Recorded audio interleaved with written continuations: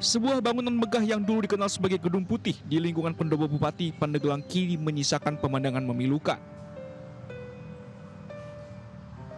Ya, rumah dinas Wakil Bupati Pandeglang kini menjadi bangunan kosong yang tidak terurus, atap bocor, lantai rusak hingga kaca-kaca kotor dipenuhi sarang laba-laba. Tak hanya itu, ada sejumlah bagian rumah yang ditumbuhi semak belukar. Padahal gedung itu merupakan aset resmi pemerintah Pandeglang sejak tahun 1984. Wakil Bupati Pandeglang, Ing Andri Supriyadi, membenarkan kondisi rumah dinasnya yang rusak. Kondisi rusak tersebut sudah berlangsung sejak 8 tahun. Bukannya tidak ada biaya renovasi, namun anggaran sebesar 7 miliar itu dialihkan untuk membangun sekolah-sekolah rusak dan fasilitas penunjang lainnya. Namun demikian, karena ada efisiensi anggaran dan masyarakat lebih membutuhkan uang tersebut, sehingga saya coret anggaran tersebut dialihkan ke pembangunan sekolah. Karena di tahun pertama ini Dewi Iing kami fokus untuk bagaimana meningkatkan kualitas pendidikan di Kabupaten Pandeglang. Dari Pandeglang, Banten, Iskandar Nasution, iNews melaporkan.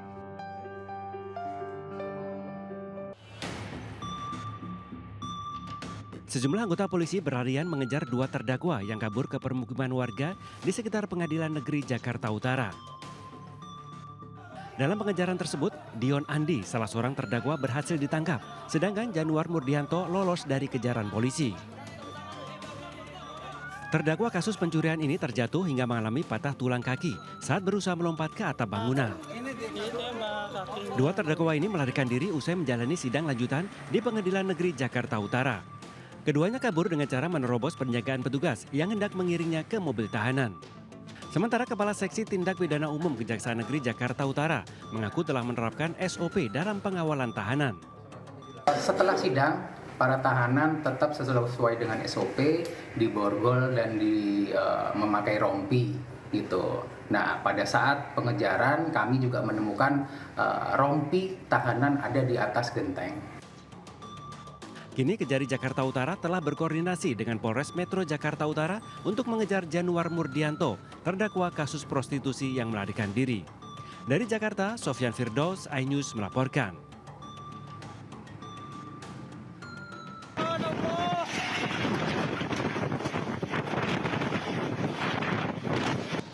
Puluhan rumah di 3 desa di Kecamatan Telaga Biru, Kabupaten Gorontalo rusak parah akibat diterjang angin kencang.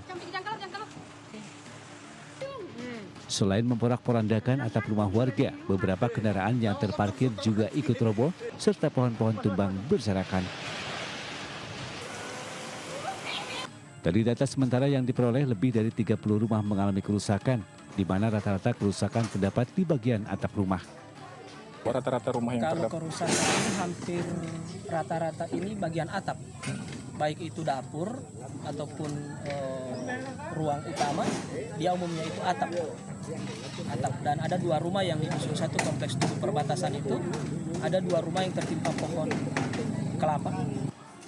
Tidak ada korban jiwa dalam peristiwa ini, hanya saja 81 warga harus mengungsi. Dari Kabupaten Gorontalo, Nur Faizila Hasan, iNews melaporkan.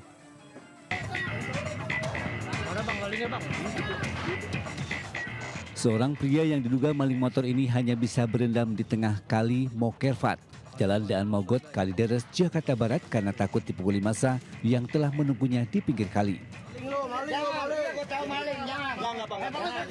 Tak lama pelaku akhirnya diselamatkan oleh tukang perahu eretan.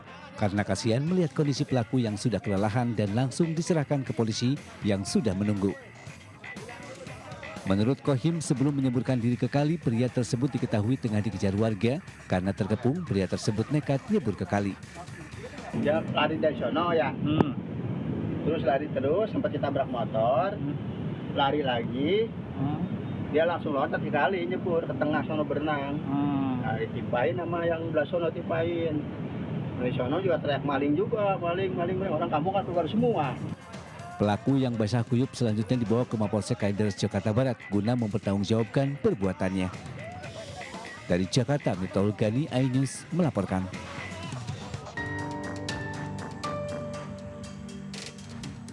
Tim pencari fakta Kementerian Hak Asasi Manusia mengumumkan temuan dan rekomendasi terkait dugaan pelanggaran hak asasi manusia yang dialami mantan pemain Oriental Circus Indonesia usai melakukan pendalaman dan mengunjungi langsung Taman Safari Indonesia. Tim pencari fakta telah memeriksa berbagai pihak terkait laporan dugaan eksploitasi yang dialami mantan pemain sirkus Oci. Dalam penelusuran, Kementerian HAM menemukan adanya dugaan pelanggaran hak asasi manusia yang dilakukan pihak sirkus Oci berupa eksploitasi anak, kekerasan fisik terhadap mantan pemain sirkus, dan kekerasan seksual.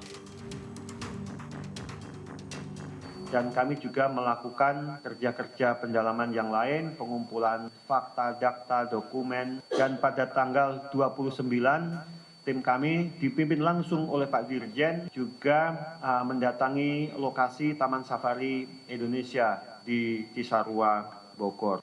Kepada Baris Krim Polri, Kementerian HAM menyampaikan rekomendasi. Pertama, melakukan pemeriksaan atas adanya dugaan tindak pidana atas kasus ini dengan bertitik tolak pengungkapan pada apa yang dialami oleh mantan pemain sirkus Oci generasi-generasi akhir. Kemudian rekomendasi kepada Kementerian Pemberdayaan Perempuan dan Perlindungan Anak memfasilitasi trauma healing terhadap mantan pemain sirkus Oci sebagai bentuk pelaksanaan penanganan perlindungan hak perempuan dan perlindungan.